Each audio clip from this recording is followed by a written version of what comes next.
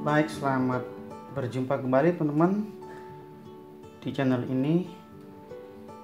Malam hari ini kita akan coba memperbaiki sebuah oven.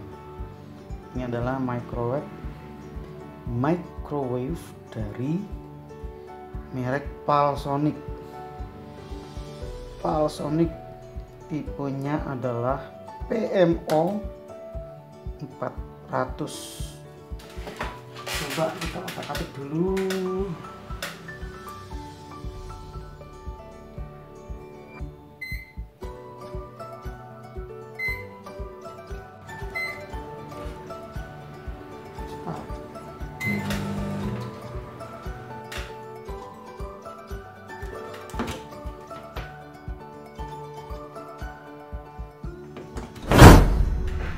Jadi tadi sempat hidup teman-teman. Tanya tadi waktu kondisi hidup tadi, saya coba pasang timer gitu ya. Saya coba atur di timer. Saya cabut dulu, saya hidupkan kembali, saya atur ke timernya, saya pilih satu, terus saya start. Nah, begitu start langsung mati. Oke, selanjutnya kita akan coba cek di bagian modul ini ya teman-teman.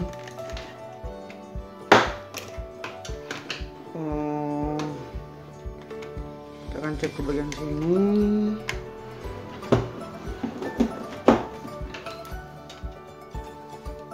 Oke, yang biru.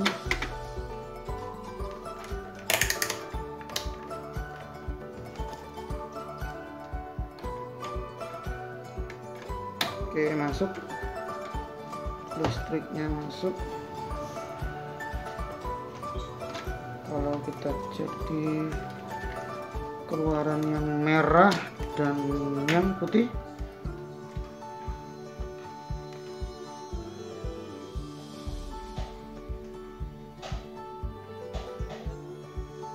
tidak ada pergerakan tegangan. Cabut dulu, kita cek rangkaian di modul ini. Ada screennya, kita cek dulu fuse-nya.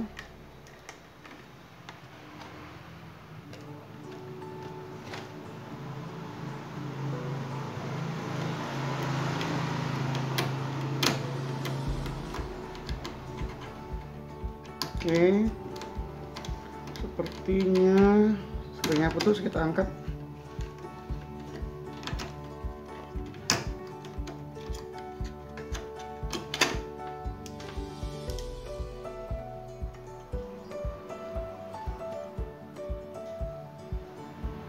Ini teman-teman. Nah, kita coba ukur biar tidak menutupi testernya, avometer.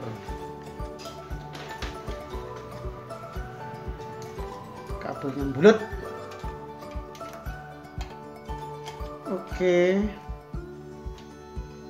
putus ternyata teman-teman, screennya putus. Tidak ada pergerakan. Nah, seperti ini ya. Ya, 6,3. Kita coba gunakan yang 4 atau 5 ampere. Kita lihat apakah ada di sini.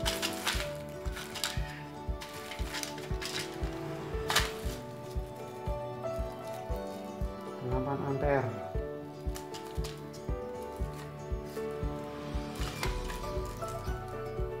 Wah, saya punya 7 ampere. Saya punya 7 ampere, tapi saya tidak akan gunakan dulu yang 7 ampere. saya akan cari yang lebih rendah demi keamanan, karena kita tidak tahu di depannya apakah ada masih konslet. Jadi kita cari resiko yang paling minim, gunakan ampere yang paling kecil, sekecil, saya rasa kalau 4 atau 5 ampere saya rasa cukup. Kita akan coba pasangkan dulu.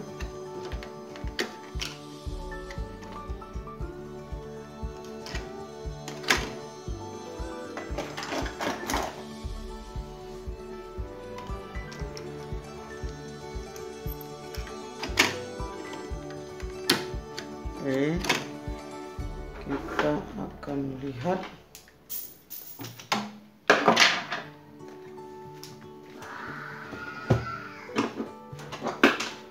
coba kita pasang. Oke, menyala teman-teman.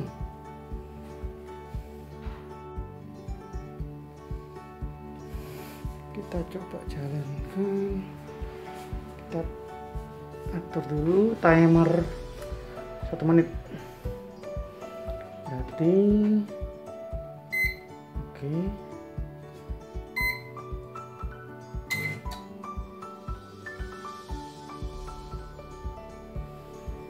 oke teman-teman, ternyata langsung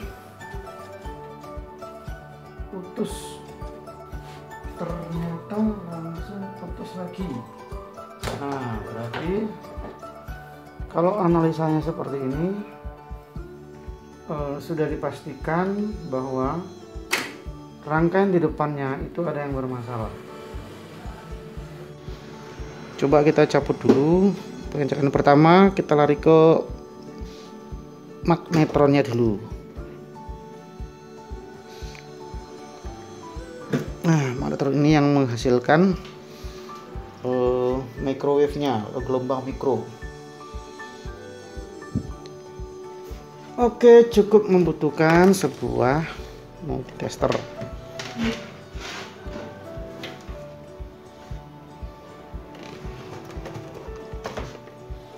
Saya gunakan kali 10 saja teman-teman. Oke, metodenya gampang. Teman-teman silakan cek di 2 kutub ini apakah menyambung atau tidak, dan selanjutnya dari kedua kutub ini ke body apakah dia terhubung atau tidak. Itu aja teman-teman. Oke, lihat di sini. Oke, kalau terhubung berarti oke, bagus, normal aja. Nah, sekarang ke kutub, dari kutub ke body. Oke, aman. Oke, aman. Jadi magnetronnya sementara aman teman-teman.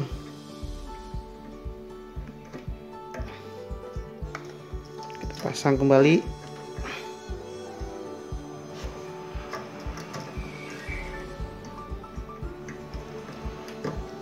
Nah, untuk antara high voltage ini saya rasa teman-teman sudah bisa untuk mengecek kerusakannya.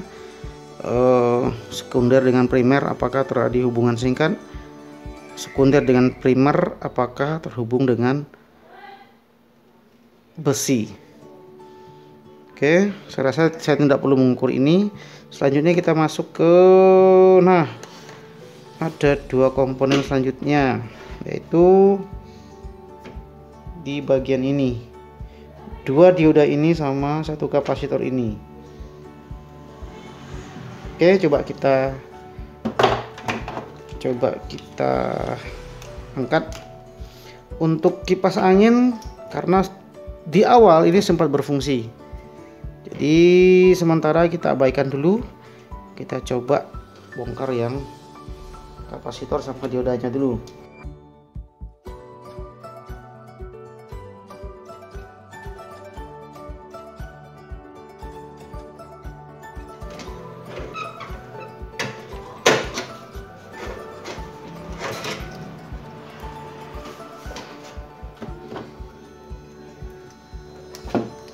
Kita copot soketnya.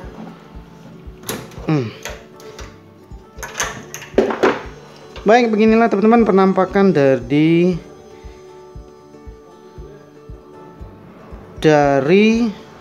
dioda tegangan tinggi juga kapasitor tegangan tinggi. Kita buka aja langsung. Oke, di sini nilainya 0,94 mikro, 2100 volt. Oke, kita akan cek. Secara fisik kelihatannya masih oke teman-teman, tapi perlu kita cek juga dengan pengukuran. Oke, caranya posisi pengalinya di 10 aja teman, dikali 10. Nah, bagaimana cara menentukan bahwa ini rusak atau enggak? Gampang aja. Jadi kapasitor ini kalau kita ukur, dia harus menunjukkan angka. Setelah itu dia harus kembali jarum jamnya. Oke, mengapa? Karena itu seperti mengukur kapasitor yang biasa. Nah, kalau kita ukur kapasitor, jarumnya menunjukkan arah tertentu tapi tidak kembali lama atau tidak kembali, itu berarti tahanannya sudah membesar. Coba kita cek teman-teman. Kapasitor memang ada dua metode atau dua cara. Setiap kutub dengan kutub, selanjutnya kutub dengan body. Nah, sekarang kutub dengan kutub. Cara jadi sini gampang teman-teman. Oke, menunjukkan jarum jam mentok ya teman-teman. Mentok ini sepertinya seperti konslet terhubung singkat, karena jarumnya tidak menunjukkan nilai tertentu tapi langsung mentok. Oke, dan nggak kembali. Kalau kita balik tetap sama, kutub ke body. Oke, aman sih sebenarnya, kutub ke body aman.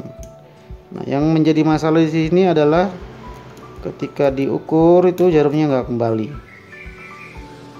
Oke, tersangka pertama sudah kelihatan, kondensator.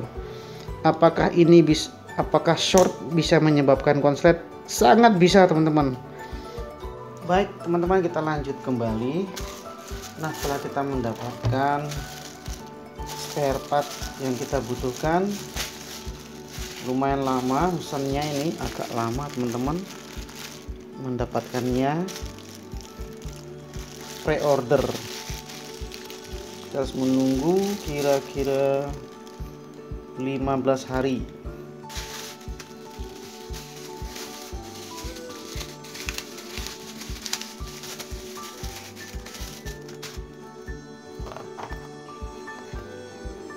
Ini adalah kapasitor tegangan tingginya.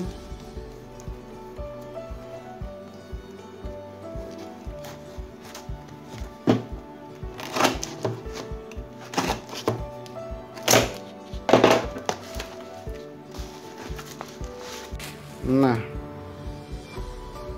oke, ini dia. Ini adalah yang kita pesankan, yang terbaru. Nah, sedangkan yang ini adalah yang lama. Yang lama itu nilainya 0,94 mikrofarad. Oke, 2100 volt. Sedangkan yang baru itu 0,95 mikrofarad, 2100 volt. Selisih 1 farad. Yang baru ini lebih tinggi nilai faradnya. Apakah berpengaruh? Saya rasa tidak terlalu berpengaruh. Sejauh ini menurut pengalaman saya aman-aman saja. Selanjutnya kita akan mengukur kapasitor. Kapasitor ini kita akan ukur dengan menggunakan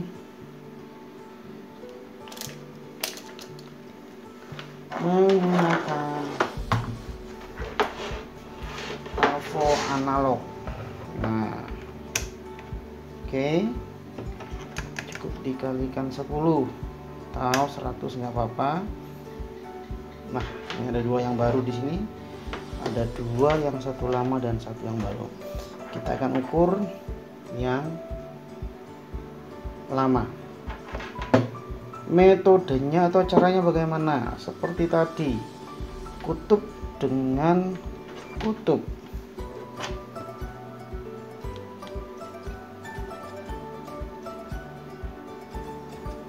Kutub dengan kutub menunjukkan nilai tertentu, tapi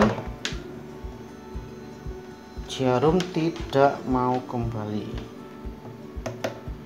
Oke, mentok teman-teman, ininya belum dikalibrasi. Oke, sudah aman jarumnya. Nah,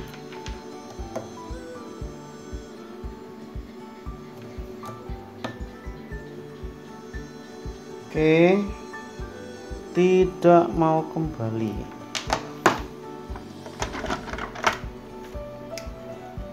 Kita buang muatannya. Coba lagi, jarum tidak mau kembali.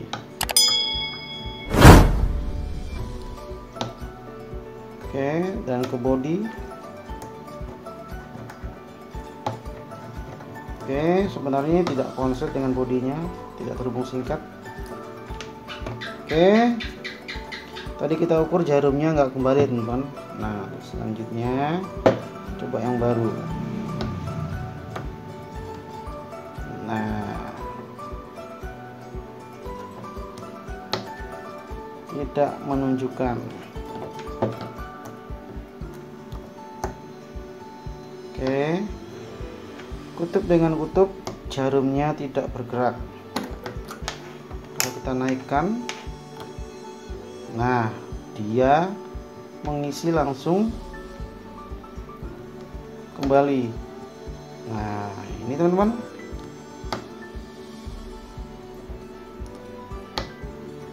Oke, berarti kondisinya oke. Dan yang kedua, kutub dengan body. Oke, tidak terhubung singkat. Tidak terhubung singkat. Berarti kapasitor ini bisa saya katakan contoh kapasitor yang bagus. Nah, ternyata terjadi kekeliruan teman-teman, terjadi kesalahan dalam pengukuran yang saya lakukan. Di awal saya memvonis bahwa salah satu dioda tegangan tinggi ini adalah putus, dioda dua arah. Ini saya vonis rusak atau putus. Ternyata setelah saya teliti di datasheet dan saya lakukan pengukuran, ternyata memang dioda ini aman-aman saja. Mengapa saya katakan aman? Karena ini dioda bidireksional atau dioda dua arah. Ini tidak bisa diukur dengan parameter atau tegangan yang saya miliki. Nah, kenapa tidak bisa? Berbeda dengan tegangan yang satunya. Nah, karena dioda yang serinya 2X062H ini bermain dalam orde kilovolt. Ini ada dua dioda. Dioda yang pertama itu adalah 6 kV dan dioda yang kedua itu adalah 1,5 kV tegangan kerjanya atau forward biasnya. Jadi terus terang aja, dengan parameter yang ada, dengan tegangan yang ada, saya rasa ini tidak bisa dapat mendrive atau kita bisa membuktikan bahwa dioda ini putus. Berbeda dengan dioda yang satunya teman-teman. Kalau ini di pengukuran sebelumnya kelihatan bahwa anoda dikasih tegangan adaptor seperti ini, anoda dikasih tegangan adaptor. Nah, sementara probe yang negatifnya kita kasih ke tegangan negatif dari power supply dan kita ukur di sini. Nah, terbaca 8 volt. Oke, untuk dioda yang satu ini HVR1X4. Nah, kalau kita balik, tentunya dia tidak akan menunjukkan tegangan. Oke, berarti ini aman teman-teman untuk dioda yang HVR, untuk dioda yang satu arah. Nah, untuk yang dioda dua arah ini tidak dapat diukur.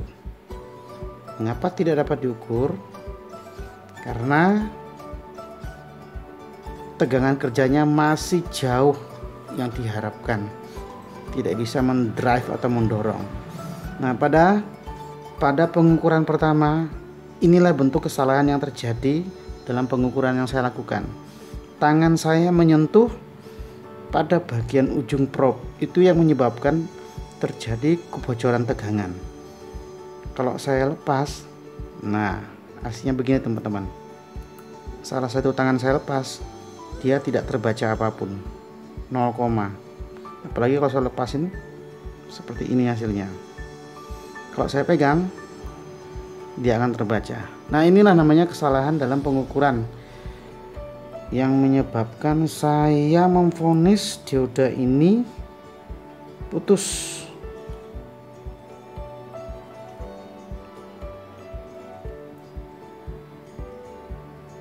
Ini kalau saya balik, kalau saya pegang, sepertinya dia ada yang terhubung singkat, padahal ini ada kesalahan dari tangan saya sendiri. Nah teman-teman, jadi karena saya tidak memiliki parameter atau tegangan sebesar yang sampai ordo kilovolt, saya rasa ini masih aman karena saya tidak mendapatkan hubungan singkat atau short antara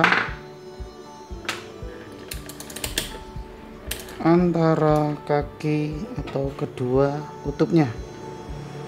Oke, nah kalau kita tes dengan continue atau dengan mode continue, tidak berbunyi. Baik, ini adalah kapasitor non polaritas, jadi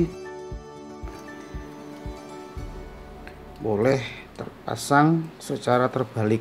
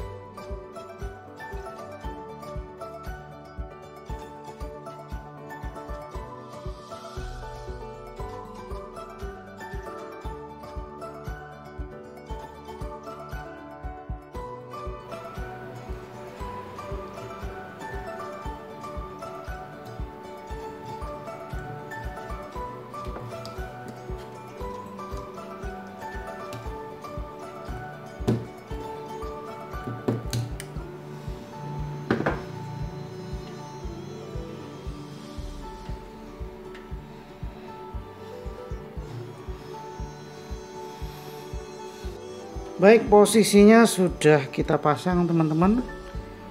Di bawah sini tadi saya sedikit skip videonya. Nah, sekarang kita akan lengkapi semua perkabelannya.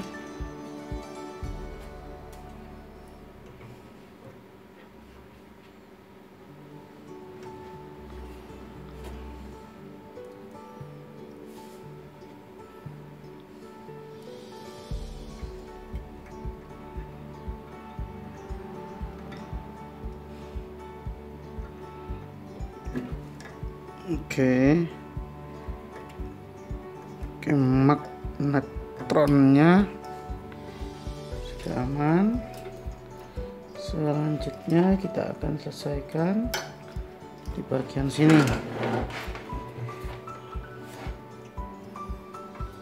Ini terhubung ke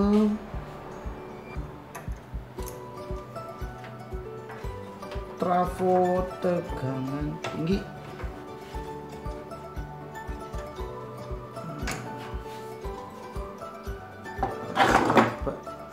Pasang.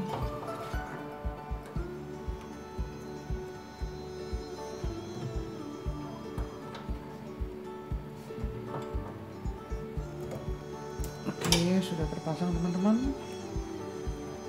Untuk bagian ini kabelnya sudah aman. Nah, kita mundurkan dikit biar kelihatan. Nah,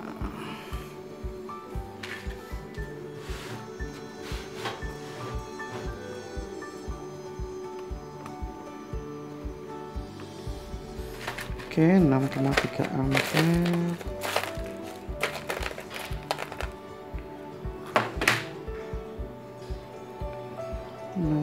Ampere berapa nih? Kita kasih kisaran 6 ampere saja. Baik, kita cari dulu teman-teman.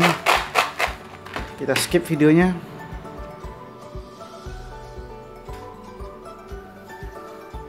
Baik teman-teman, kita geser sedikit kameranya biar kelihatan. Baik, setelah kita lakukan pencarian, ternyata kita mendapatkan pengganti untuk fuse bawaan ini ya teman-teman. Ini fuse 6,3 ampere, tanggung ya. Ini di pasaran kayaknya nggak ada 6,3. Saya ada dua pilihan, menggunakan yang 7 ampere atau yang menggunakan yang 5 ampere. Baik, kita akan coba, kita akan pasang teman-teman. Kita gunakan yang 5 ampere terlebih dulu.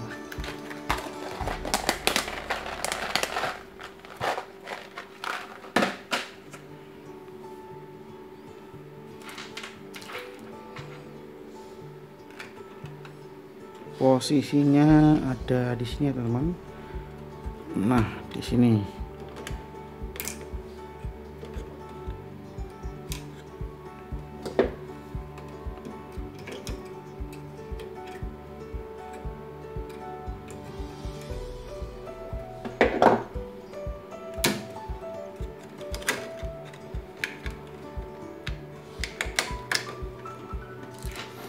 Baik, kita bereskan. Baik teman-teman, kita pastikan kembali sebelum kita menghubungkan ke sumber listrik. Oke, untuk yang bagian atas sepertinya sudah aman. Instalasi kapasitor sudah aman. Oke.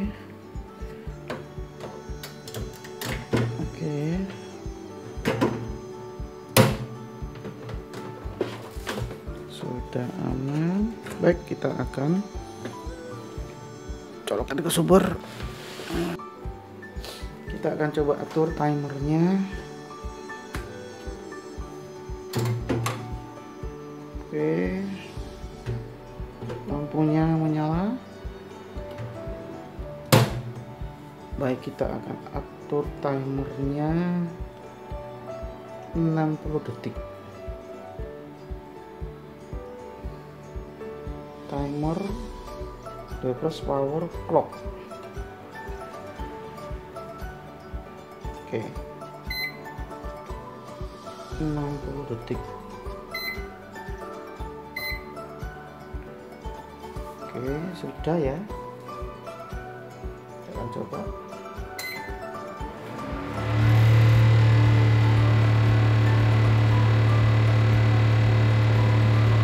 Coba kita dekatkan.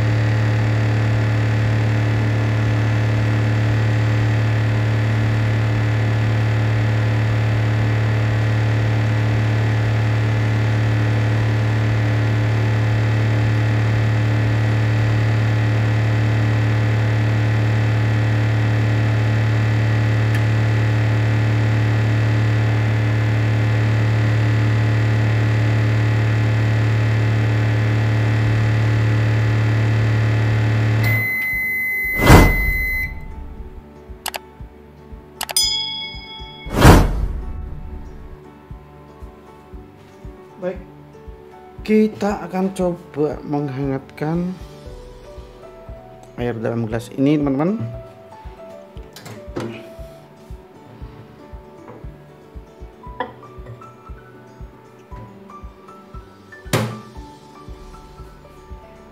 Bisa kasih timernya.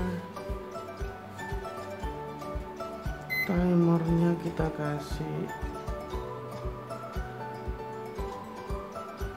3 menit.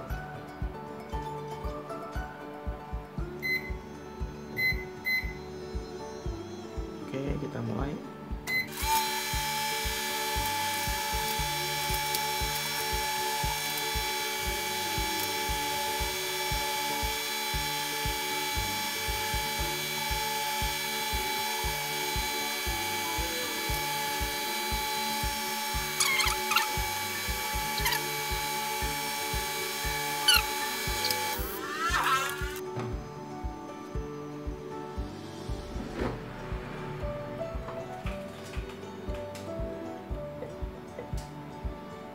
Panas, teman-teman. Nah,